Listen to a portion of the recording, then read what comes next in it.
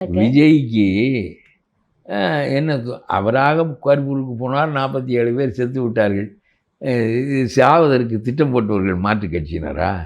நீ கட்டுக்கடங்காத கூட்டத்தை கூட்டுகிறாய், கட்டுக்கடங்காத கூட்டத்துக்கு நடுவிலே போகிறாய். இந்த கூட்டம் பாதுகாப்பாக களைய முடியுமா என்றெல்லாம் சிந்தனை இல்லாமல் நீ செய்கிறாய்.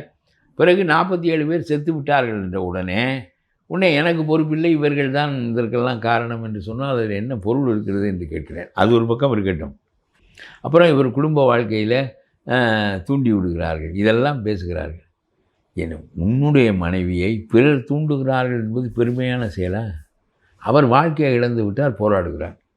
அந்த பெண்மணி இயற்கையாக உன்னை மணந்து கொண்டு உன்னுடைய பிள்ளைகளுக்கு தாயாகி அந்த குடும்பத்தை 25 ஆண்டுகள் சிறப்புற நடத்தி அவள் பிறகு என்ன செய்வது? அப்புறம் நீ முகப்பறையில் கொண்டாந்து அவளை வச்சுக்கிற, அப்புறம் இவளால் தாங்க முடியல.